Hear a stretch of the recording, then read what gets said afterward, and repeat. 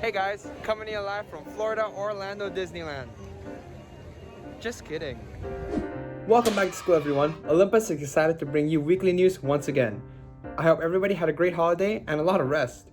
Let's keep our positivity and mentality high as we dive into this new year of 2022.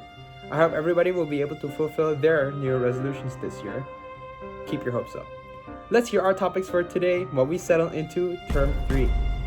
Today's headlines are arrival of Omicron in Indonesia, opening of Indonesian schools, Jakarta's slow sinking, and BBS MUN. Now, on to the news.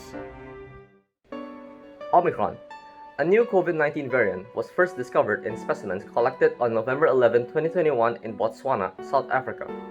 The symptoms include coughing, congestion, runny nose, and exhaustion. However, unlike the previous variants, patients who are affected by the new COVID variant do not lose their sense of taste and smell. The first verified Omicron was a 37-year-old man from Medan who visited a restaurant in Jakarta's central business area earlier this month.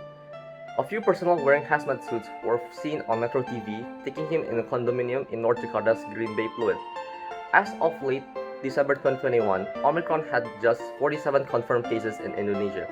Good morning and welcome back to NASCAR News. I'm Tom Trench. And I'm Katie Killjoy, and we'll be your hosts for today's news.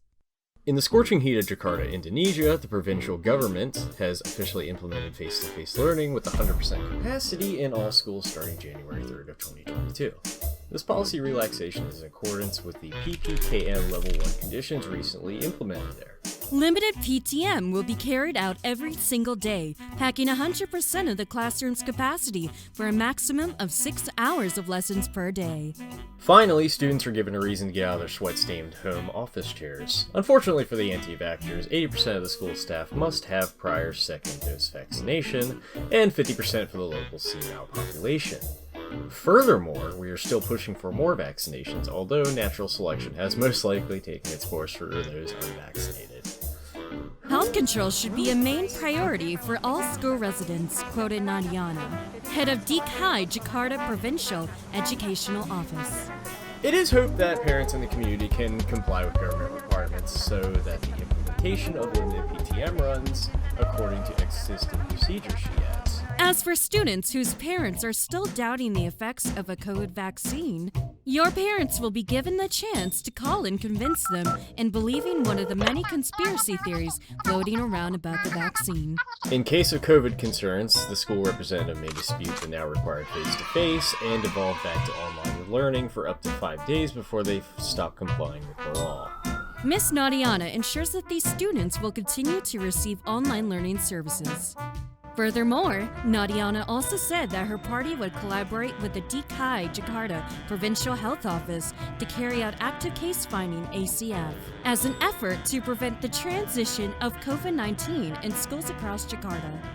In addition, the COVID-19 Task Force at schools will also coordinate with the Rural COVID-19 Task Force and nearby health facilities to thoroughly, and I mean airport security kind of thoroughly, disinfect school residents at high risk of COVID. Well, that's all for today's segment. We aren't paid commission since we aren't real news anchors. In fact, we were offered money to do the...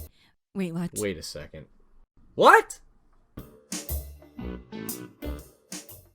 A recent study by the National Research and Innovation Agency, BRIN for short, has come out and stated that by the year 2050, nearly 25% of Jakarta will be underwater, with the risk of flooding further exacerbated by climate change. The rising sea levels put coastal areas in sheer peril, with it constantly rising at about 1.7 millimeters per year in the 1900s and 3.2 millimeters per year in the 20th century.